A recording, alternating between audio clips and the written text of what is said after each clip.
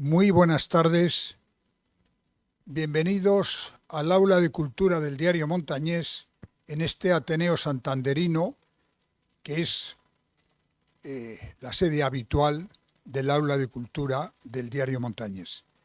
Esta tarde tenemos la presentación de un libro, su autor está aquí, lógicamente, que es Gabriel Rodríguez Pascual, y el libro se titula El dolor de Laocoonte, ese dios mitológico griego que le sirve al autor para escribir una novela totalmente diferente y original de lo que estamos acostumbrados a leer. Yo no voy a entrar en hablar de esa novela porque hay aquí tres personas expertas para hacerlo, tres personas que conocen bien no solamente al autor, sino también esta novela en concreto, El dolor de Laocoonte.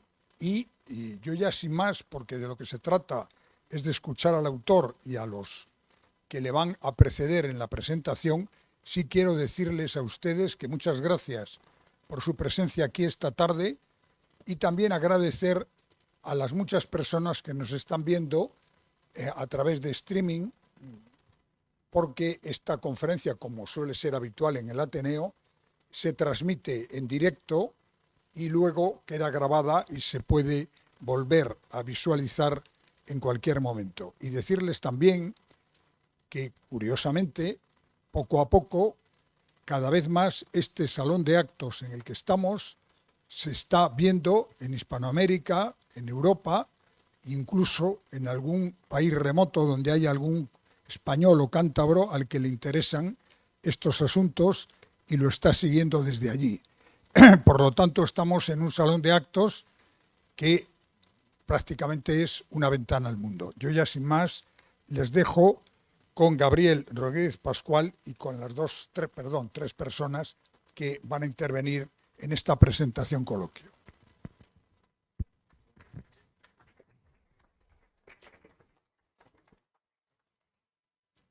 Buenas tardes y gracias por acompañarnos. Gracias también al Ateneo por acogernos en su casa amiga, que siempre consideramos que es nuestra casa, y al Aula de Cultura del Diario Montañés y la Fundación Vocento por apadrinar este acto. Y gracias, por supuesto, a Gabriel Rodríguez Pascual por haber escrito esta magnífica obra, luego lo verán todos ustedes, y a Javier Menéndez Llamazares y Jesús Alberto Pérez Castaños por ayudarnos dentro de muy poco tiempo a conocerla mejor. Yo, como soy de letras, les voy a ofrecer unos pocos números.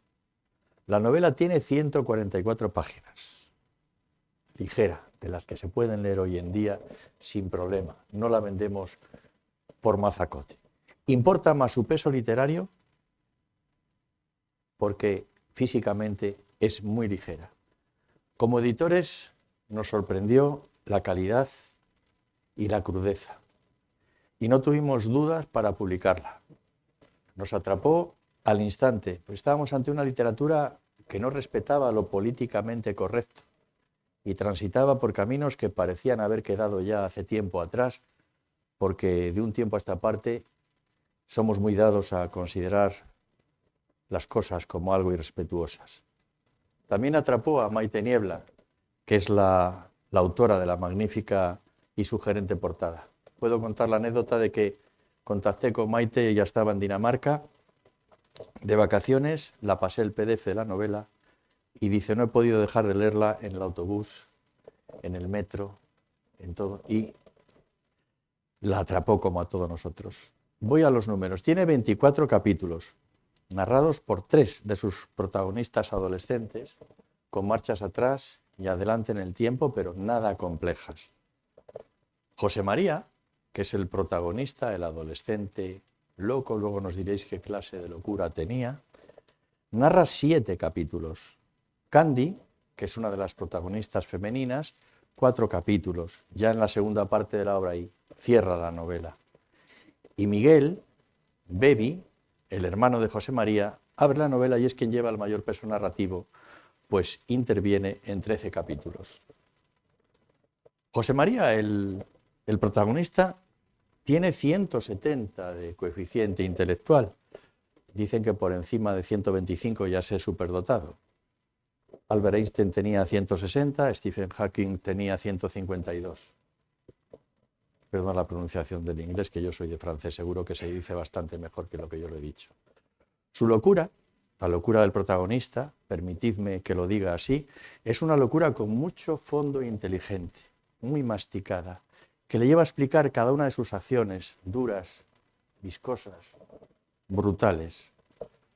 Jesús Carazo, que es uno de los mejores españoles, de los mejores autores españoles que tenemos hoy en día, autor de Valnera, dice: todo es hipnótico en esta novela, desde la crudeza léxica de las escenas de sexo hasta el sarcasmo con que se describe a la familia y a los médicos del centro psiquiátrico. Uno no puede dejar la lectura, aunque se le pongan los pelos de punta. Javi Menéndez Llamazares, a quien voy a pasar la palabra ahora mismo, ha escrito: como la escultura a la que remite el título, esta novela consigue el improbable milagro de fascinarnos con el horror, de seducir al lector con la belleza de lo salvaje que nos asalta con una crudeza inusitada. Javi, analízalo tú más profundamente, por favor. Gracias. Muy buenas noches. Hace unos días, cuando preparaba para el periódico una entrevista con Gabriel Rodríguez Pascual, Guillermo Balbona, que es nuestro redactor jefe y seguramente quien más sabe, no ya de cultura del mundo, sino de cultura de Cantabria, me dio varias pistas. Me dijo: para hablar de Gabriel hay que tocar 4 patas fundamentales de su trabajo. Me dijo: docencia, ensayo, crítica y creación artística. Coño, la verdad que uno se pone a pensar y dice 4 patas fundamentales, es que no queda nada fuera. Bueno, aparte de su formación, estudió arquitectura, estudió pedagogía y estudió ciencias de la imagen, y además se doctoró en ciencias de la información, pero se ha dedicado, yo creo desde que está en Cantabria, especialmente a la docencia, y no solo a la reglada, sino también a enseñar a mucha gente a escribir y a dar rienda suelta a su creatividad. Esa es, bueno, yo creo que una de las tareas quizá más nobles que puede hacer cualquier ser humano, la de enseñar. Pero es que además Gabriel ha reflexionado mucho, no solo sobre el arte, sino sobre cómo se construye el arte. Es decir, él lo que ha estudiado es la creatividad, que es quizá pues, ese duende del que hablaba Lorca, y el mayor misterio que tiene todo esto del arte y de la literatura. Lo ha hecho en varios libros, por ejemplo, en una teoría de la actividad creativa que le supuso un premio importantísimo, que es el Nacional de Ensayo que da la Junta de Extremadura, creo que fue en el año 95, y en un libro muy revelador que se titula El arco creativo, donde hablaba de la teoría de los 2 sistemas, que espero que después tengamos un ratito para que nos haga una brevísima introducción. Bueno, aparte de ese ensayo, que es una tarea mucho más académica, más profunda, se ha dedicado a algo que yo creo que es importantísimo para el arte contemporáneo, que es la crítica, y además la crítica accesible, la crítica hecha en prensa. Sobre todo, bueno, pues se ha prodigado en nuestro periódico, en el Diario Montañés, aunque bueno, luego saltó al estrellato en ABC y en revistas como Arte y Parte.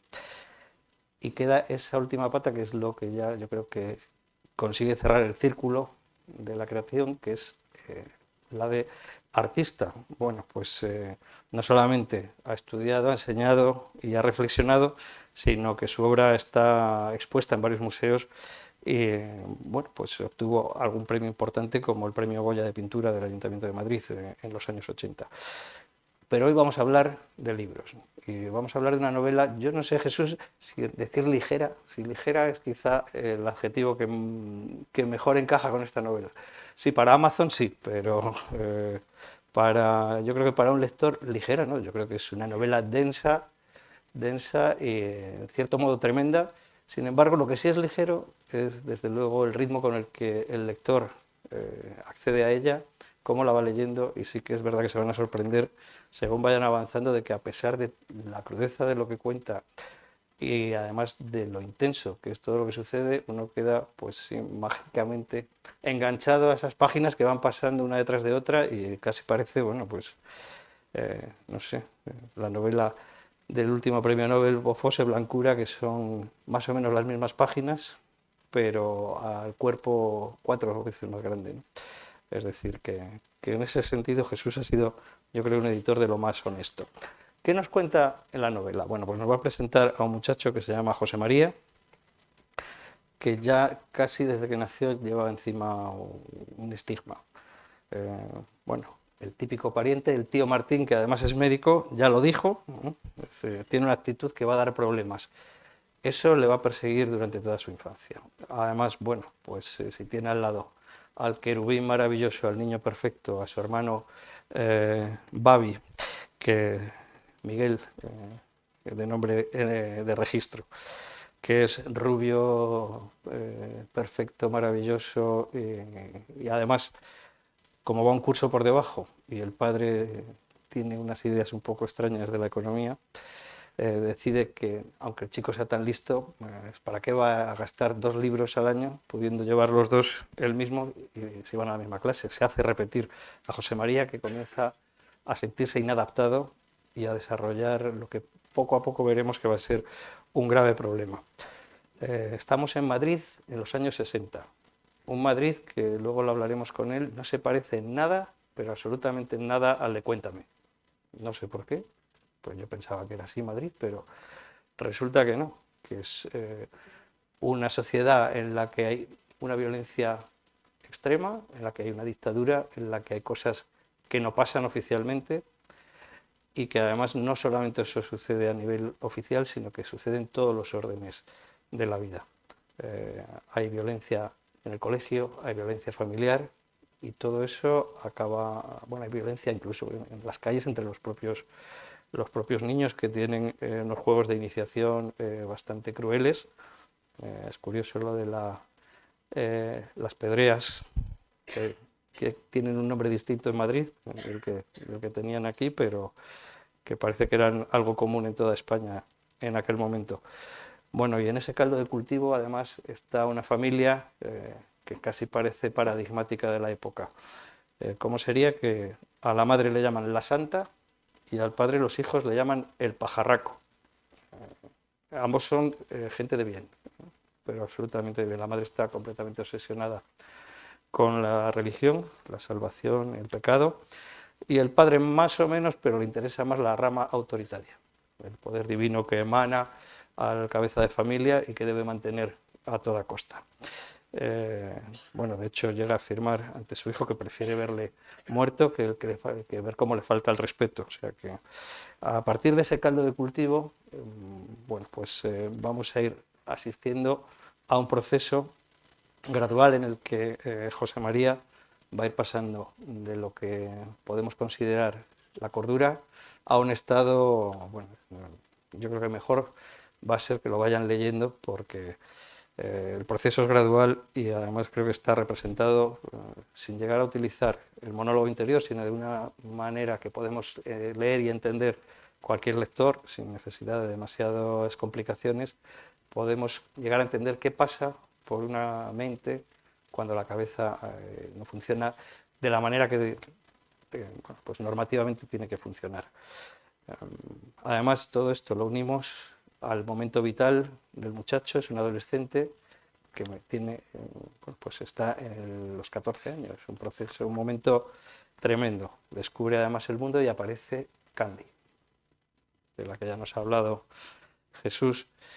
Candy, que va a ser, bueno, pues es una vecina, es de otro mundo, es americana, ve la vida de otra manera y además, bueno, yo creo que nos sirve. Hay un curioso juego de voces que es quizá la clave técnica de la novela, porque antes nos hacía Jesús un repaso de las 3 voces que aparecen, ¿no? Una es el propio José María, que nos va contando lo que pasa por su cabeza, además sin filtro. Es decir, bueno, va a haber muchos críticos que digan a Gabriel que si está un poco trastornado, que si es un bestia. Hay que saber distinguir quién habla, si es el autor o es el personaje, y ya verán como enseguida se van a dar cuenta. El personaje, lógicamente, no tiene freno. Entonces, todo lo que pasa por su cabeza se vuelca y además, bueno, pues Eros y Tánatos en estado puro. No hay no hay ningún filtro ni religioso, ni político, ni sexual, con lo cual bueno, yo creo que está maravillosamente representado ese proceso y ese pensamiento, que en cierta medida es el que podemos tener todos, lo que pasa es que en este caso lastrado por una enfermedad mental. No solamente tenemos esa visión desde dentro, sino que hay una segunda voz, que es la de Bebi, el hermano pequeño, que, bueno, podemos pensar que la enfermedad es un problema sobre todo el que la padece, pero la enfermedad también afecta a los que están alrededor. Y en este caso se trata de un personaje que lo va a sufrir especialmente, porque no solamente la familia, el lazo familiar y la decisión del padre les hace estar unidos constantemente, sino que José María no se separa de él, y es que no se separa físicamente de él desde los 7 años, con lo cual hay pues, una sensación, yo creo que de problema compartido que va a ir arrastrando nuestro segundo personaje durante toda la novela. Y todo el tiempo va a estar elucubrando y tratando de ver qué es lo que le pasa, digamos que jugando también a diagnosticar y a tratar de entender lo que ocurre. La tercera visión es la de Candy, esta muchacha americana con quien tiene además se producen los primeros escarceos sexuales de la adolescencia, pero se trata de una visión externa. Además, yo creo que resulta interesantísimo, ya lo verán cuando lo lean, porque yo creo que refleja un poco lo que vemos desde el exterior y lo que sucede también con este libro. No se trata de compasión, no le ayuda, sino que hay una atracción hasta cierto punto morbosa por ver qué sucede en la cabeza, en una cabeza que no funciona bien. Y nos sucede un poco a todos ese interés, por lo que hay repulsa, interés, hay un poco de todo. Sin embargo, bueno, hay muchas más cosas en la novela, como van a ir viendo. Les decía que es una historia completamente turbadora, pero bueno, pues vemos cómo José María va mezclando derivadas, lo que parecen ser simples intereses que derivan en obsesiones, ¿no? Obsesión por ser como Arnold Schwarzenegger, o por los números primos, o por fortalecer el cuerpo, por crecer. Al final vemos que hasta lo más insospechado, lo que parece más inofensivo, la vida sana nos puede conducir a la locura. Y claro, está detrás ese caldo de cultivo, ¿no? Una familia terrible, una sociedad violenta y una educación que en el fondo no les forma, sino que les embrutece. Se van a quedar, yo creo, como yo, con el retrato paterno, que es escalofriante, y no menos el de la madre, ya lo verán. Yo creo que en cierto sentido todo conspira contra él, lo que queda en el aire es saber si ese mal es congénito o es adquirido, si nace o se hace, como diríamos en el refrán. Yo creo que además durante toda la novela cada personaje elabora su propia teoría, hace su análisis, lo que pasa es que bueno, es algo que el autor nos deja, yo creo que en manos del lector. Me interesan mucho, por ejemplo, algunos mecanismos sociales que refleja, que, por ejemplo, yo creo que casi la única acción organizada, que es el silencio. La enfermedad mental se ve como una mancha y se esconde, se oculta completamente. No solo se le encierra en un sanatorio, sino que se intenta casi borrar su memoria, que no salpique, como si fuera contagioso. Bueno, yo creo que eso, no voy a profundizar más porque el libro ya creo que lo van a disfrutar muchísimo, simplemente apuntar un par de cosas. Por ejemplo, el repaso que da a la psiquiatría no es nada complaciente con la psiquiatría y los tratamientos médicos que se hicieron durante el siglo XX. La verdad que pone los pelos de punta al leerlo porque además me consta que se ha documentado y es completamente realista lo que nos cuenta. Pues hay torturas prácticamente como inyecciones de aguarrás, hay comas lúcidos, inducidos, o sea, no solo era electroshock, es que hay cosas todavía peores que el electroshock. Lo que cuesta leyendo todo esto es creer en la buena voluntad, ¿no? de aquellos médicos, y yo creo que estremece aún más pensar que como a media hora de paseo de aquí teníamos la mejor clínica de España, al doctor Morales haciendo esas cosas casi en el patio de nuestra casa, ¿no? En fin, Yo creo, bueno, hay algo que además me ha parecido muy interesante. Hay algún apartado, no sin cierta ironía, donde, bueno, pues se reflexiona sobre los temas que le interesan a Gabriel como investigador. Por ejemplo, sobre la relación entre la creatividad y el tedio, ¿no? Llega a preguntarse si no hay una relación directa entre la literatura y el aburrimiento. O sea que eso yo creo que nos podrá contar un poquito después en el coloquio. En fin, que les invito a que lean la novela y yo creo que la van a disfrutar. Aunque es dura y, no es, y es ligera de lectura, les va a dar muchísimo que pensar y yo creo que más que dejarte un pozo amargo, lo que nos hace reflexionar y mucho sobre nuestra condición humana y sobre qué diferencia real encontramos entre cordura y lucidez y cómo reaccionamos socialmente ante todo esto. Pues nada más, yo creo que le voy a ceder la palabra. Vamos a pasar la palabra a Jesús Alberto. Gracias, Javier, por ese análisis tan profundo.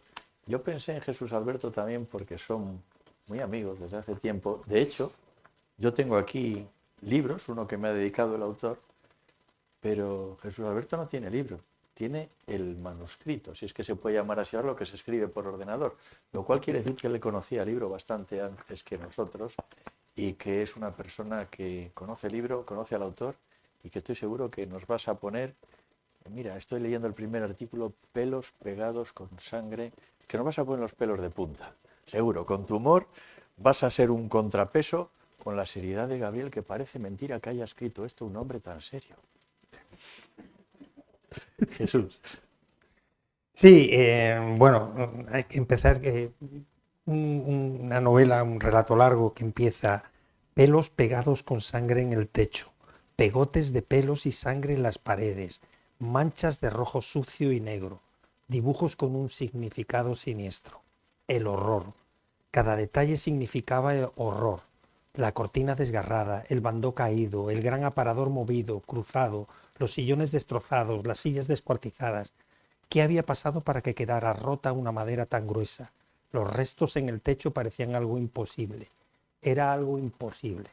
Efectivamente, yo me declaro un profundo admirador de Gabriel desde hace muchos años que le conozco y en el que todo lo hace perturbador. No bien, sino perturbador. Me siento una fascinación por su personalidad porque es todo lo que a mí me gustaría ser. Y sin embargo, él es un hombre muy complejo, capaz de una creatividad pues, desarrollada hasta límites inconcebibles. Citaba Javier que en tono de ironía que era un relato largo, una novela ligera. Es una novela muy compleja, lo sabemos los que lo hemos leído, una novela complejísima.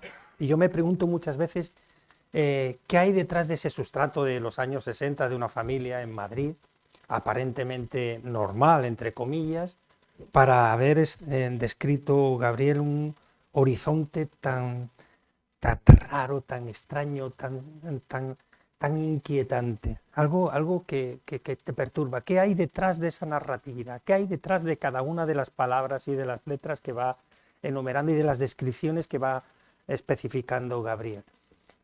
Yo cuando lo leí, citaba también Jesús antes que la ilustradora no la había podido dejar y la había leído entero. Yo reconozco que leía cada 10 o 15 páginas y tenía que parar.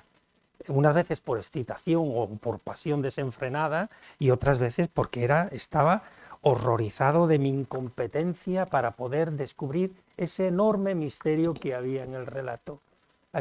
Porque ha citado Javier que hay ensayos, hay muchas opiniones de Gabriel dentro de él y eso me parecía fascinante. Yo lo relacionaba con el teatro del dolor de Antonin Artaud o incluso con el teatro actual de Angélica Lidl, de la que soy un auténtico fan, ¿no? En el que puede pasar cualquier cosa en el escenario, pero sin embargo en el de Gabriel, cuando estuvimos hablando algunas de las veces que me mandó el texto para que lo leyera, yo le hice muchísimas preguntas para que me las contestara, pero siempre me quedaba, con su amabilidad, él me lo aclaraba, siempre me quedaba la percepción de que me ocultaba algo. Es una novela en el que yo creo que hay 3 niveles. El primero es un nivel alarmante, es una descripción de una familia, como ha dicho Javier, distópica, vamos, un tanto extraña. El padre le denominaba el pajarraco y los hermanos, bueno, pues ninguno de los dos eran relativamente normales, eran muy anormales, muy extrañamente anormales. Incluso la madre, que aparentemente, la madre que era la bisagra de esa familia, también tenía su puntito, ¿no? Y a mí me extrañaba toda esta serie de cosas que yo no era capaz de percibir. Así que cuando lo lean, yo les recomiendo que el libro lo lean con fruición y con papel y lápiz, y que apunten, y que no se alarmen por las situaciones y las expresiones que aparecen. Por ejemplo, hay uno de los capítulos que a mí me parece estupendo y que mi propia deformidad personal lo titulaba Sexo, mucho sexo, y resulta que no es, que es sexo, puro sexo. Entonces comenzaba muy rápido, ¿no? El sexo de los ángeles, sexo, sexo, sexo. Y salto las líneas que vienen a continuación porque son muy explícitas y puede haber alguien que tenga una sensibilidad especial. Y entonces citaba, solo cuento la mitad de la mitad, y eso es lo que me llamó la atención. Cuando tú lo metes aquí, aunque está dentro de un contexto, ¿será verdad que solo cuentas la mitad de la mitad? Para mí siempre ha sido un misterio, Gabriel, siempre ha sido un misterio, porque además de ser un pintor excepcionalmente bueno y un fotógrafo admirable, es un escritor en el que yo estoy arrasado por su escritura, por su literatura. Dice más adelante, me meto en la cama y el deseo violeta me persigue. Yo no sé si se refiere aquí a la hora violeta, esa hora de las 5, de las 4, de 5 de la mañana, cuando está amaneciendo, que es cuando la gente se muere, la hora violeta, o esa definición del deseo violeta como algo indefinido que alarma y que perturba. El deseo violeta me persigue, me levanto y por un momento soy un ángel bello martirizado hasta la extenuación. No hay lugar de mi cuerpo donde no sienta dolor. Me gusta mirarme en el espejo, acariciarme, que me acaricie mi ángel de la guarda, que me salve, que... Bueno, eso no lo digo porque lo tienen que leer usted. Sí. Perdón, contrición. Relajación. Ya lo he leído yo. Déjame ser tu esposa, atarme a tus muñecas, poner las manos entre tus piernas, abrirte, besarte en el medio del alma, sentir tu calor, tu frío mortal. Bueno, lo curioso del caso es que acaba el libro algo realmente esclarecedor. En los últimos envites me parecía que me iba a romper el cuello. Mi vida no valía nada. A pesar de todo, me pareció ver un brillo de alegría en sus ojos, como si por un momento hubiera encontrado algo que buscaba. Me desató, me lamió los ojos las lágrimas. Y aquí viene lo interesante, como un animaluco. Y eso interesante ha desaparecido en la edición definitiva. ¿Ah, sí? Y pusimos, como una hembra a su cría recién parida. Me gusta más como un animaluco, ¿eh? Pero el animaluco tiene un nuco que es demasiado de aquí y el protagonista no es de aquí. Y la protagonista que está hablando esto creo que es americana. Sí. Esa fue la reflexión que hicimos Gabriel y yo. Y entonces, como una hembra a su cría recién parida. Me lamió los ojos, las lágrimas. Luego tienes que comprar la novela, que esa no es la definitiva. Lo curioso del caso, y me llama la atención, por ejemplo, cuando habla de Candy, las escenas de Candy, bueno, pues son casi estereotipadas, ¿no?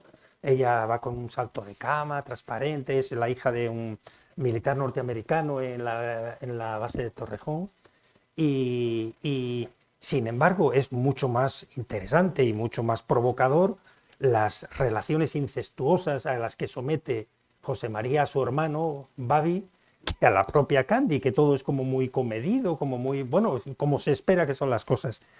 A mí yo tomé unas notas en un papeluco, animaluco, que decía, este es un libro que contiene un relato largo de extraña belleza, en él existe la descripción emocional del dolor, la desesperación, el deseo, el sexo, la violencia, el sadismo y el masoquismo, la locura, la alienación y la alteridad, la descripción detallada y pormenorizada de la tortura psicológica, la dominación incestuosa y hasta la blasfemia más execrable. Eso supongo que no lo habréis quitado a esa zona. Pero todo este cúmulo de insensatas palabras conducen a una lectura fascinante por la narratividad deslumbradora de un gran escritor. Y esto es precisamente lo que más me interesa de él.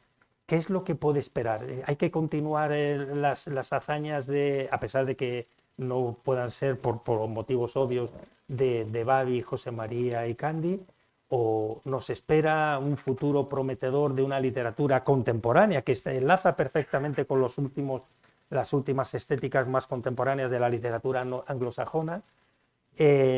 Nos espera futuras ediciones de portentosas y fascinantes y provocadoras emociones que tú puedas escribir. Y ahí me gustaría que nos hablaras de esto, Gabriel, o de lo que quieras, vamos. Bueno, buenas tardes. Yo estoy agradecidísimo a todo el mundo por haber venido. Por supuesto, al Diario de Montañés y a Manuel Ángel Castañeda y al entusiasmo del editor, que es increíble, de verdad, cómo se ha tomado el libro desde el primer momento. Bueno. Perdona, como Maite Niebla, que está ahí al fondo y que luego te la presento. Bueno, Maite Niebla, que a mí me ha dejado alucinado con la portada. Estaba preocupado porque digo, bueno, ¿qué portada se le puede poner a un libro tan extraño y con tanta mezcla de cosas, ¿no? Y es que nada más ver la portada me dejó encantado, ¿eh? Bueno, y por supuesto aquí a Jesús Alberto y a Javier, que han sido súper amables. Que todo lo que han dicho es mentira. Es decir, es un libro muy agradable de leer. Me acaba de decir un amigo que lo ha leído, dicen, bueno, es que es una bajada a los infiernos, pero es una bajada a los infiernos luminosa, llena de imágenes, en fin, llena de belleza. Bueno, pasan las dos cosas, ¿eh? Javier lo explicó muy bien en el título, dijo, ¿cómo era? El horror de la belleza, o la belleza del horror, ¿no? Bueno, pues eso, que hay una mezcla constante de cosas que son a la vez muy agradables, muy poéticas y cosas terribles, ¿no? Me encantó, hubo dos comentarios críticos que me hicieron cuando estaba en Veremos la novela, que fueron el de Jesús, que está aquí, porque es que me gustó muchísimo los comentarios que me hizo, porque no se detuvo en nada en la parte, digamos, dramática o truculenta, ¿no? Sino que pasó, digamos, a la parte conceptual, a la teoría que hay en la novela de la forma de conocimiento de los dos hermanos, ¿no? Que ellos le llaman la especitis, que es una especie de pensamiento en imágenes por el que el protagonista, José María, pues tiene mayor sintonía con los animales, etcétera, ¿no? Toda esa parte, digamos, y también, bueno, todas las referencias que me hizo, que me comentó Jesús, es que me encantaron por la profundidad y por no quedarse en la superficie dramática, ¿no? Y también otra persona que me pasó lo mismo con ella, que no ha podido venir, es Rosa Pereda, que a ella se debe el adjetivo ese de viscosa.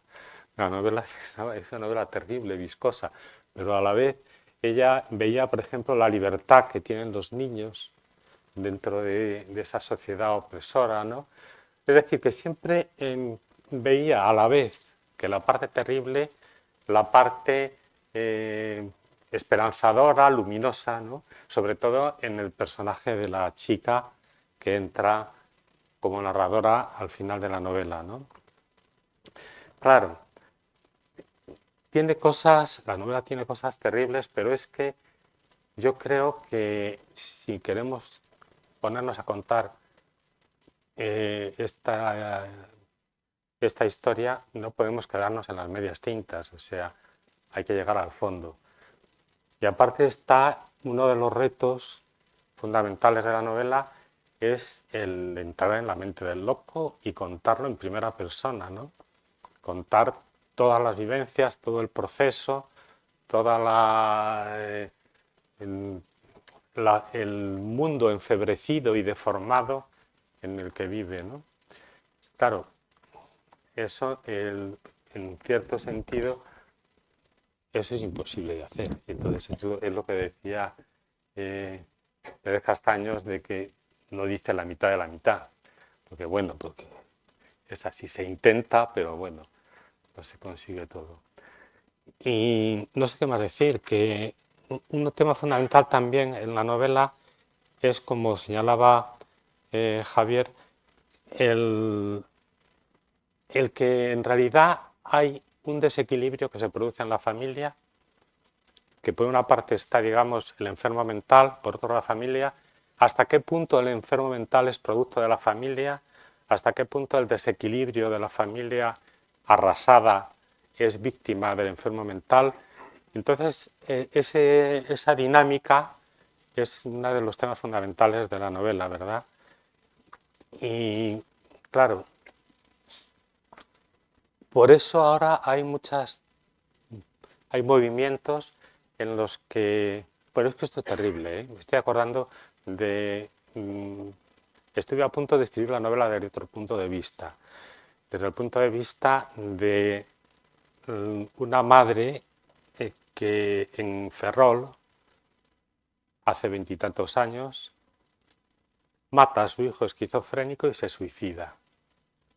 Después de acudir a los medios de comunicación, a todas las instancias que podía, porque ya ella se sentía responsable de su hijo de 17 años, pero no tenía salida. No tenía salida. Recientemente he visto, que me ha extrañado, me ha parecido más curioso, una mujer de 84 años en Chile, que es la misma historia. Ella mata a su hijo de 50 y se suicida, ¿no? Claro, ¿qué ocurre? Que en España no había una legislación de protección a largo plazo de las enfermedades mentales. Entonces, claro, las situaciones eran extremadas y sin salida, terribles. Y en cierto modo ahora hay un movimiento que a mí me parece muy interesante, que es de subvencionar, digamos, todas las alternativas. El piso tutelado, el piso de apoyo mutuo, los internamientos breves o, en los casos más graves, los internamientos a más largo plazo. Es decir, toda esa jugada para adaptarse a un problema que realmente es muy difícil y que normalmente soporta la familia. La familia es la que al fin y al cabo trata más al enfermo mental. Y en cierto modo debe ser así, siempre que no se produzca lo que estaba contando al principio, que haya, claro, a la vez es el mejor sitio y es el peor. Ahí está la dinámica difícil de esta cuestión, ¿verdad? Bueno, y yo, como creo que me estoy enrollando demasiado, vamos a pasar a los diálogos y A mí me las sorprende preguntas. cómo un autor adolescente como tú eres tan precoz a la hora de escribir. Es decir, es la novela, ahora ya, de verdad, de un señor ya con cierta edad, como todos. Dice que todos tenemos cierta edad. Es tu primera novela, por lo menos la primera que dices que has publicado, aunque hay otra por ahí que si la das unos leves retoques posiblemente vea la luz también. Pero con 70 y algún año sacar una novela y sacarla con esta fuerza tiene, yo creo que mucho mérito. Bueno, sí, he escrito muchas cosas, pero claro, más que nada dedicadas al arte y a esa crítica de arte. Y de narrativa, pues en realidad he escrito otras 3, por lo menos. Pero bueno, todo necesita su tiempo, su meditación, su repaso. ¿Esta la tenías escrita hace tiempo o ha sido...? Sí, la verdad es que sí. Y claro, como quedan cosas en el ordenador, pues sé que la he escrito hace 6 años. Una pregunta que no nos interesa casi nada a los editores. ¿La ofreciste a mucha gente y no fueron capaces de ver su calidad? ¿O No. solo me la has ofrecido a mí? Bueno, por supuesto. eh, no, a ver, lo que pasa es que nadie lee. Entonces, es terrible el mundo editorial, en mi opinión, porque, por ejemplo, te diriges a un agente literario, que es el mediador adecuado, te exige una exclusividad de 6 meses, al cabo de los cuales no se ha leído nada ni te contesta. Entonces, claro, así pueden ir pasando los años con mucha facilidad, ¿no? Bueno, es un misterio para mí, porque si todas las editoriales tienen colgado el cartel de no se admiten manuscritos, ¿de dónde salen las cosas que se publican? Bueno, eso lo sabrá mejor Jesús Serrán, que es un editor apasionado.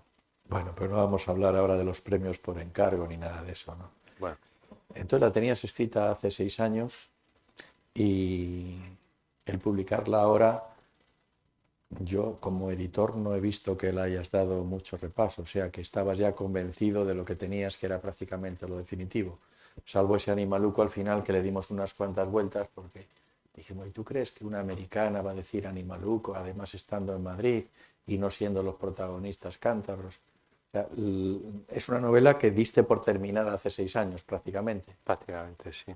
Lleva razón Jesús Alberto, que es que Animaluco quedaba muy bien, pero había que quitarlo.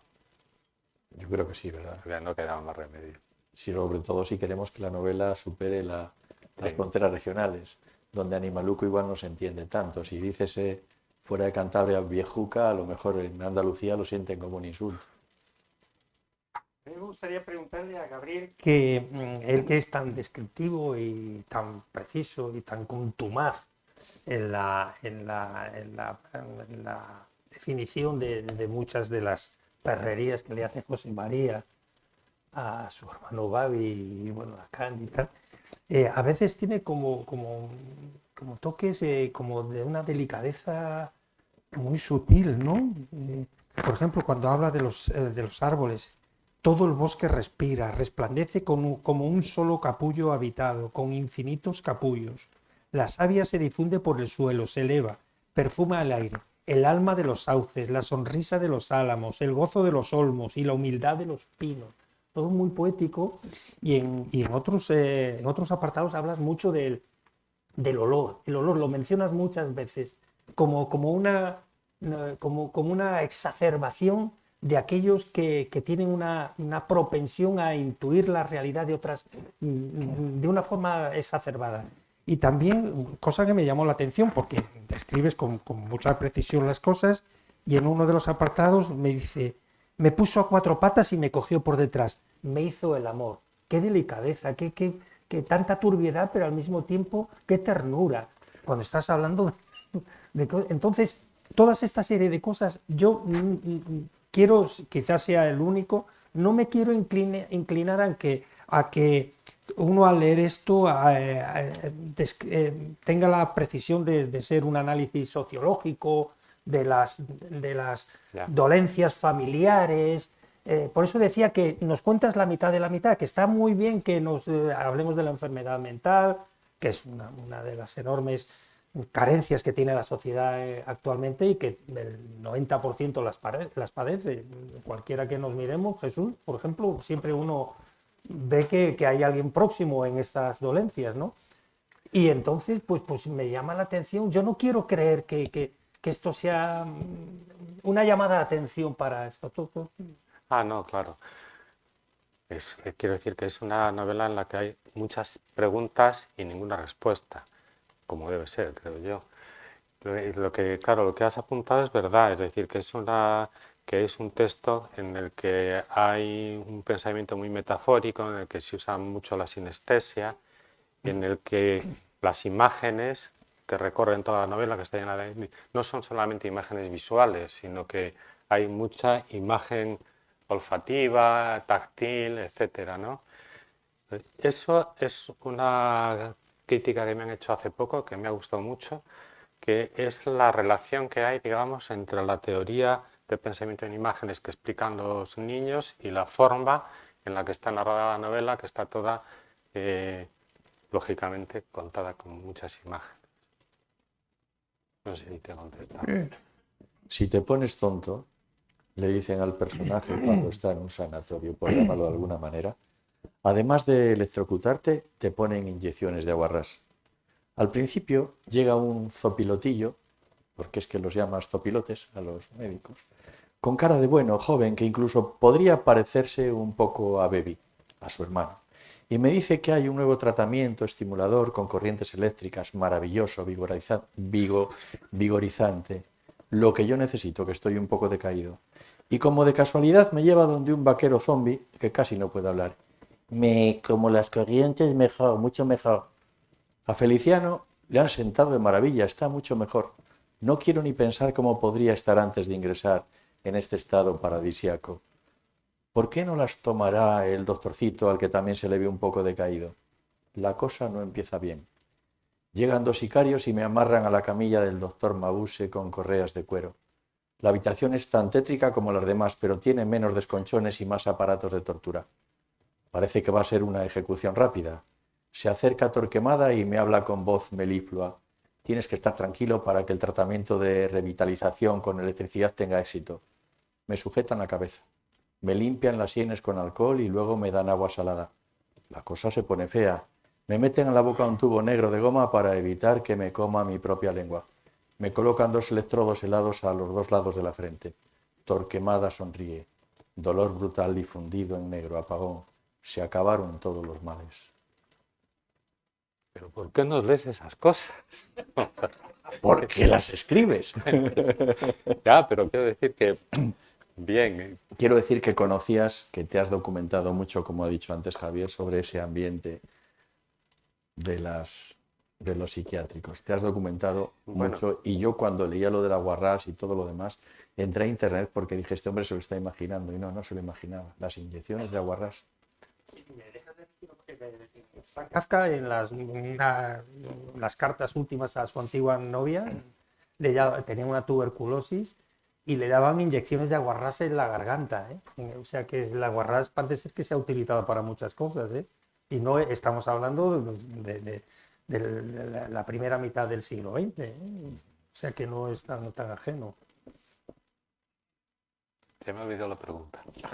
No, nada. Decías sencillamente que has investigado mucho en ese mundo. Bueno, es que lo que me he dado cuenta es que se puede, digamos, documentar este periodo, esta forma de tratamientos, digamos, desde el lado oficial de la psiquiatría o desde el lado de los enfermos, ¿no? Hay un libro precioso, el de Memoria de Abajo, de Leonora Carrington, que es sobre el sanatorio que decía Javier aquí del doctor Morales, que es una cosa tremenda, lo bien escrito que está, lo apasionado que es, las imágenes terribles que cuenta, pero claro, no tiene nada que ver con otros relatos digamos, ese cuento, esa historia no puede estar documentada desde el punto de vista de la psiquiatría, sino tiene que estar documentado desde el punto de vista del enfermo. Bueno, es terrible, la verdad, porque y Javier me preguntaba que por qué se llegaba a eso. Se llegaba a eso porque no había otra solución, no había otros sistemas. Es decir, observaron que los enfermos que tenían una enfermedad que les producía mucha fiebre, una infección, una gripe, lo que sea, pues mejoraban de sus crisis psicóticas.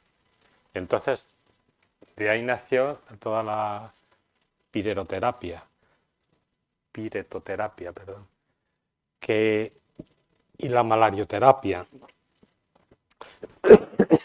que bueno, eran técnicas de provocar en el enfermo. Las inyecciones de aguarrás se los ponían, por ejemplo, en las piernas y efectos que tenían pues eran que se quedaban paralizados, con dolores fortísimos, una fiebre altísima, un acceso, tal, pero nada más, y a la vez bajaba la crisis psicótica, el nivel de exaltación. Claro, parece una barbaridad contado así, pero bueno, digamos que estaba hecho con la mejor intención y porque no había otras maneras de controlar esos estados exaltados. Gabriel, otro tipo de terapias, pero claro, para ricos, ¿no? Solamente, como dice un personaje, para poder tener una enfermedad mental tenías que ser alguien con posibles, ¿no? Y es, bueno, pues esa otra que se apunta después, que yo no sé si es un trasunto de López Ibor o no, el, el psicólogo, el psiquiatra que planteas, pero que tiene otra visión muy distinta, ¿no? Nada de tratamientos agresivos ni de empastillar, sino, bueno, algo más cercano a lo que podemos esperar hoy día, ¿no? Es el mismo sanatorio del que habla Almudena Grandes en La hija de Frankenstein, que es un sanatorio mucho más moderno que hay en Madrid, en la calle Lope de Hoyos. Bueno, ya no sé en qué fecha exactamente, pero vamos, ya avanzada. Aquí sale avanzada la novela, lo mismo que pasa en la de Almudena Grandes. Perdón que me ha dado tos. Ahora podríamos abrir un coloquio. Pregunten ustedes a Gabriel antes de que se le agote la garganta.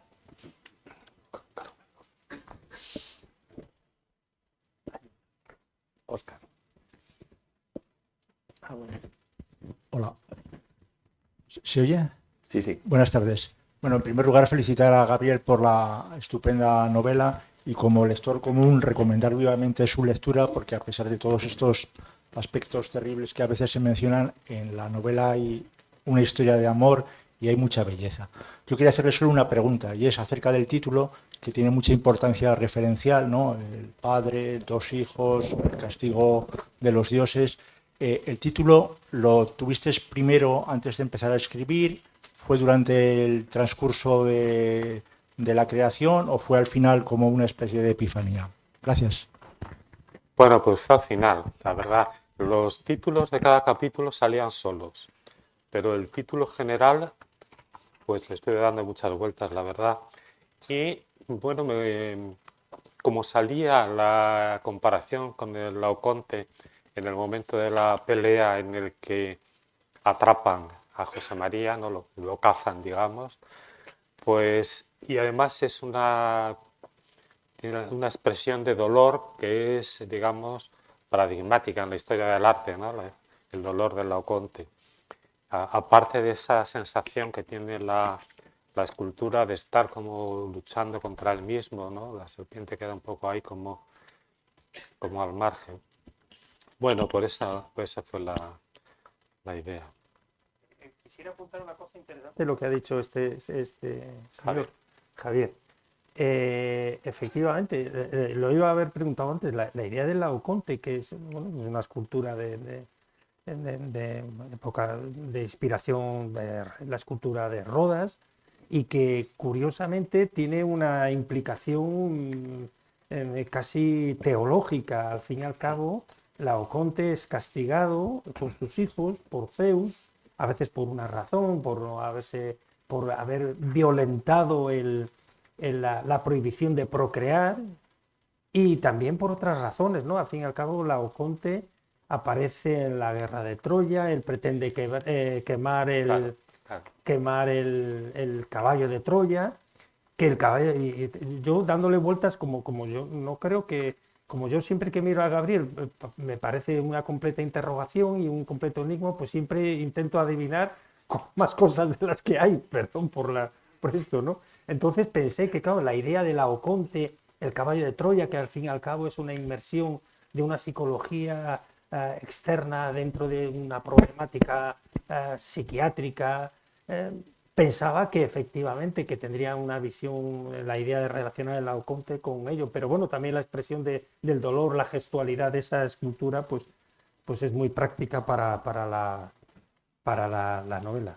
Pues nosotros como editores tenemos que decir que desechamos la imagen que nos había dado Gabriel, que era la imagen de Laoconte, porque creo que rompía totalmente la presentación de la novela y bueno, yo creo que la solución que le dio Maite Niebla ha sido estupenda porque la primera versión de Gabriel era una versión muy similar a los libros de arte. Una imagen pequeña, apaisada, de Super 8, de cine, y los ojos de Laoconte. Creo que cambiaría totalmente el significado de la novela. Sí que esté en esa pelea y en ese primer capítulo a Laoconte presente, pero en la portada llegamos al acuerdo. Son no las discusiones, sino los cambios de parecer que tenemos entre autor y editor. Yo creo de verdad que hay que felicitar a la autora de la portada, porque Sí, a sí, mí me ha magnífica. encantado, me ha parecido Magnífica, sí, sí. Qué bien. precioso. Sí, sí. Tres miradas. Mira, sí. Bueno, Gabriel, bienvenido. Gracias. Jesús, demás presentes. Voy a hacer 3 preguntas, si no le importa, en una. Porque me llama un poco la atención y le pido disculpas. Disculpas porque no le conozco absolutamente de nada hasta hoy. He venido por Jesús y por Ángeles de la Gala y he leído el artículo del diario de hoy y me recuerda un poquitín a un personaje renacentista, ¿no? O sea, usted pinta bien, es crítico de arte, escribe, ahora se mete en el mundo infinito de la psiquiatría y la psicología, con lo cual me quito el sombrero directamente, ¿no? Entonces, la pregunta concreta es, ¿qué es lo que más placer le produce a nivel creativo? Si el escribir, que según ha dicho Jesús, es la primera novela editada, pero hay otra en el horno, el ser crítico de arte y en ese sentido, como amante del arte cántabro, me gustaría saber su opinión sobre los grandes artistas cántabros del último siglo, por ejemplo. Y luego a nivel de psicólogo o psiquiatra, ¿por qué se ha metido en ese charco? Que es tremendo. Gracias. Bueno, es que yo creo que siempre la necesidad de transgresión para hacer una labor creativa muchas veces limita con la locura, ¿no? Con los estados alterados de conciencia. Véase lo chiflado que está mi amigo Jesús Alberto y lo buen pintor que es. Yo soy el presidente del club de fans, de admiradores de Jesús Alberto, de la obra de Jesús Alberto. Entonces, claro, está todo relacionado. Quiero decir que lo que más placer, pues no lo sé, a lo mejor los talleres de escritura creativa en los que se producen esos chispazos, esos fogonazos en los que todo el mundo participa y salen cosas nuevas, ¿no? Eso es muy bonito. Siempre, toda la actividad creativa es como muy satisfactoria. ¿Y meterte en el charco de la psiquiatría? Bueno, es que quiero decir que toda la teoría del conocimiento y todo eso, en lo que siempre le he dado vueltas, pues tiene mucho que ver con eso. Y con el psicoanálisis, a mí una mujer que me encantó es Melanie Klein, que es una psicoanalista inglesa, que trabajó mucho sobre el psicoanálisis con niños y cómo la envidia, y hay una especie de envidia originaria y de mal originario, el origen del mal, que es un tema que está en la novela y que a mí me preocupa mucho.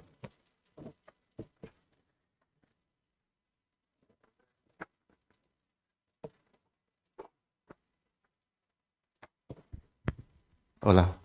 Hola, Gabriel. Enhorabuena.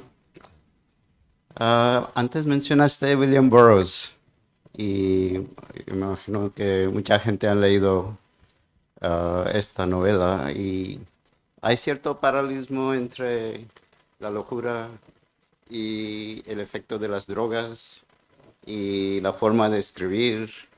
¿Puedes comentar sobre eso, que te ha influenciado un poco eso o no?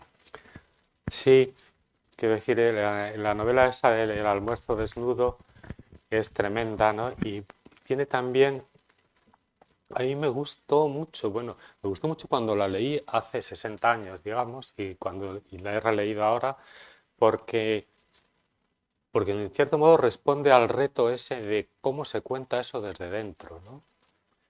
Entonces este hombre ahí entra a saco y hace una obra maestra, ¿no? Y entonces por eso me interesaba mucho. No sé si tiene mucha relación o no, pero bueno. Sí, a propósito de lo que dice Arvinder, se me había olvidado el mencionarlo, efectivamente. Yo creo que hay mucha relación entre la escritura, sobre todo, más que en El muerto desnudo, en Nova Express, que es una colección de pequeños relatos que también tenía, y que efectivamente yo creo que esa manera tan alternativa de contrastar lo cotidiano, lo habitual, lo que está tan cerca de nosotros y al mismo tiempo aparecer lo raro, lo inusitado, me pareció muy propio de tu literatura. Hay que comprender que William Burroughs pues, se cargó a su mujer jugando a Guillermo Tell. Le mandó ponerse una manzana en la cabeza y le disparó, falló y se la cargó. En México, afortunadamente para él, no para la justicia, pues pudieron salvarle y marcharse a Estados Unidos. Pero no deja de ser un excéntrico y la literatura de él, aún así, sigue siendo vitalista y actual. Y yo encontraba paralelismos en este, no sé si te parecerá compararte con William Burroughs, pero vamos. No sé. Porque tenía su propio idioma, que ellos Sí. hablaban en código, que a veces hasta los lectores no sabían de qué iba la... Sí, sí.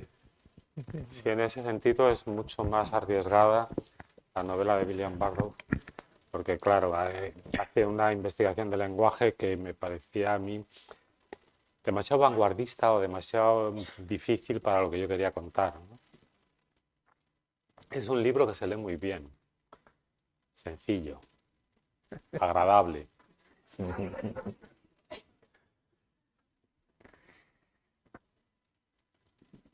Bueno, pues si no hay más preguntas, compren ustedes el libro. Que merece Les la va a pena. agradar mucho, les va a entretener. No sé si se tendrán que parar como Jesús Alberto, yo creo que igual también. Y aquí tienen al autor que estará gustoso de dedicarle, aunque me ha dicho cuando estábamos arriba, previamente reunidos en el despacho de Manuel Ángel Castañeda, no es un género que se me dé muy bien la dedicatoria, así que aprovechen ustedes porque seguro que va a ser muy rápido en la dedicatoria, un par de líneas, pero precisas, ya les advierto. Muchísimas gracias.